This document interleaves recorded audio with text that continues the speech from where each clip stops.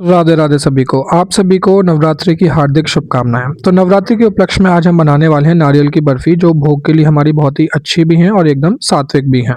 तो नारियल की बर्फी बनाने के लिए हमें सबसे पहले नारियल चाहिए था। तो इसके लिए हमने मार्केट से डेसिकेटेड कोकोनट नहीं लिया था, बट हमने इसे घर पे ही प्रिपेयर किया था।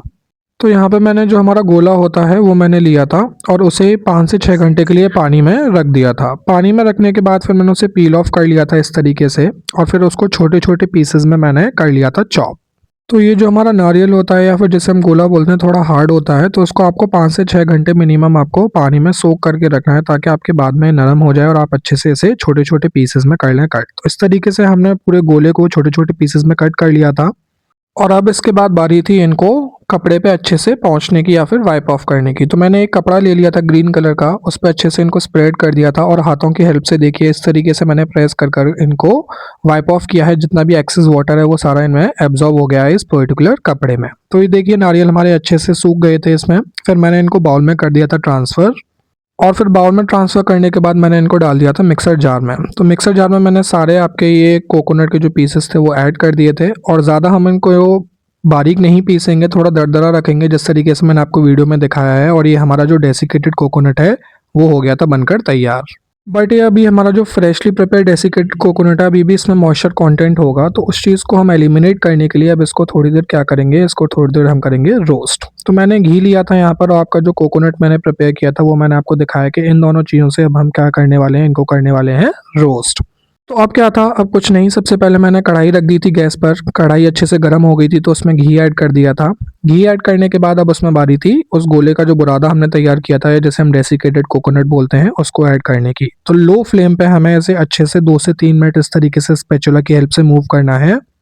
और 2 से 3 मिनट के अंदर ही आपका जो डेसिकेटेड कोकोनट है उसका जो कलर है थोड़ा एरोमेटिक हो जाएगा, उसका जो रंग है थोड़ा चेंज हो जाएगा, आपका जो स्मेल है वो बहुत ही अच्छी आने लगेगी। तो आप समझ सकते हैं कि आपका जो डेसिकेटेड कोकोनट है वो हो गया था तैयार। इसके बाद फिर मैंने एक कांच के बाउल में इसको कर लिया था कम्प्लीटली ट्रांसफ़र, और अब हमारा फाइनली डेसिकेटेड कोकोनट तैयार है नारियल की बर्फ़ी के लिए।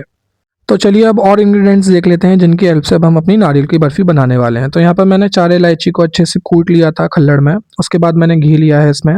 मेजरमेंट के हिसाब से मैंने 250 ग्राम बूरा लिया है आपका, जिसे हम शुगर पाउडर भी बोलते हैं। उसके अलावा मैंने इसके लिए मावा लिया है 1 कप, जो हमने घर पे ही प्रिपेयर किया था। साथ ही में ये हमारा डेसिकेटेड कोकोनट है जो भी हमने अभी तैयार किया था, और ये एक फूड कलर की जो छोटी सी डिब्बी दिख रही है वो फूड कलर है, जिसकी हेल्प से हम इसमें ऑरेंजिश जो कलर होता है मार्केट में जो देखते हैं उस तरीके का हम कलर देने वाले हैं अपनी नारियल की बर्फ़ी को। तो इसके बाद हमने दोबारा से कढ़ाई गैस पर चढ़ा दी थी, उसमें घी ऐड कर दिया था जब कढ़ाई अच्छे से गर्म हो गई थी। स्पैचुला की हेल्प से मैंने कम्प्लीटली घी कर लिया था ट्रांसफ़र। अब घी ट्रांसफ़र करने के बाद उसमें बारी थी खोआ ट्रांसफ़र करने की। तो सारा खोआ फाइनली मैंने कर दिया था बाउल से कढ़ाई में ट्रांसफ़र इस तरीके से, और फिर स्पैचुला की हेल्प से उसको प्रेस कर एक ही डायरेक्शन में घुमाते हुए उसे अच्छे से कर लिया था मिक्स घी के साथ। और आप देख सकते हैं कि 1 से 2 मिनट में जो हमारा खोआ है, जो हमारा कॉम्प्लेक्स हार्ड फॉर्म में था, वो मेल्ट होकर इस तरीके से घी में कम्प्लीटली हो गया था मिक्स। तो इसे कॉन्स्टेंटली इसी तरीके से मिक्स करना है। अब अच्छे से जब ये हमारा अच्छे से मिक्स आउट हो गया था घी के साथ, तो अब हम इसमें ऐड करेंगे बूरा। तो उसके बाद मैंने इसमें बूरा भी मिला दिया था। बूरा भी अच्छे से स्पैचुला की हेल्प से मैंने मिक्सअप कर दिया था। ये दोनों चीज़ें अच्छे से मिक्सअप हो गई थी, करीबन 1 से 2 मिनट मेरे को लगी थी, ज़्यादा टाइम नहीं लगता है। ये हमारी ऐसी रेसिपी है जो बहुत ही झटपट बनकर होती है तैयार। तो ये हो जो हमारी नारियल की बर्फ़ी है, ये बहुत ही टेस्टी और डिलीशियस होने वाली थी तैयार इन बेसिक इंग्रेडिएंट्स के ही हेल्प से। तो देखिए इस तरीके से कॉन्स्टेंटली मिक्स करने के बाद जब इनमें कोई भी लंप नहीं रहा, लम्प्स बिल्कुल भी नहीं होने चाहिए जैसे मैंने आपको बताया था, उसके बाद मैंने उसमें ऐड किया कर दिया आपका थोड़ा सा एक पिंच भर आपका फूड कलर। तो इस तरीके से देख सकते हैं आप किस तरीके से इसमें कितना अच्छा रंग आया है, और जैसे मार्केट में हमें अवेलेबल होता है उस तरीके का इसमें कलर आया है। फिर उसके बाद मैंने इसमें इलायची पाउडर भी ऐड कर दिया था। इलायची पाउडर ऐड करने के बाद इसको कर दिया था अच्छे से मिक्स, और फाइनली जब ये अच्छे से थोड़ा सा बॉईल आ गया था इसमें, तो मैंने जो डेसिकेटेड कोकोनट है उसको भी कर दिया था इसमें ऐड। यहाँ पर मैं आपको एक चीज़ बता दूं कि फूड कलर ऑप्शनल है, अगर आप चाहें तो इसमें केसर भी मिला सकते हैं, बट अगर आपको मार्केट जैसा एकदम लुक देना है तो उसके लिए आपको थोड़ा सा फूड कलर ऐड करना ही पड़ेगा। इस तरीके से जब मैं इसको कॉन्स्टेंटली स्टर करता रहा गैस पर मीडियम फ्लेम पर, तो ये आपका 2 से 4 मिनट में इस तरीके से आपका तैयार हो गया था बनकर। तो इसके बाद अब कुछ नहीं था, जब ये अच्छे से आपका मिक्सअप हो गया था, सारी चीज़ें पककर हो गई थी तैयार, तो मैंने एक प्लेट ले ली थी। प्लेट पे अच्छे से ग्रीसिंग कर ली थी। यहाँ पर मैंने घी लिया है जिसकी हेल्प से इसको प्रॉपर्ली ब्रश की हेल्प से कर लिया था ग्रीस आउट। और ग्रीसिंग करने के बाद अब जो मिक्सचर था हमारा जो बनकर हुआ था तैयार, जो बहुत ही टेम्पटिंग भी लग रहा था, उसको मैंने कम्प्लीटली ट्रांसफ़र कर दिया था इस प्लेट में। तो प्लेट में मैंने अच्छे से इसको ट्रांसफ़र करने के बाद अच्छे से स्पैचुला की हेल्प से स्प्रेड भी कर दिया था।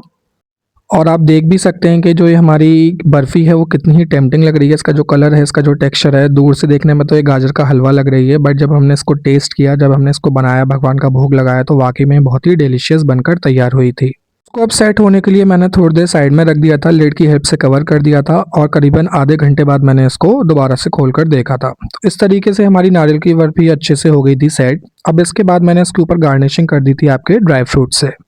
आप इसके अलावा चांदी का वर्क भी लगा सकते हैं, बट आपको ये ध्यान रखना है कि जो चांदी का वर्क हो वो एकदम ओरिजिनल क्वालिटी का हो, लोकल क्वालिटी का नहीं होना चाहिए।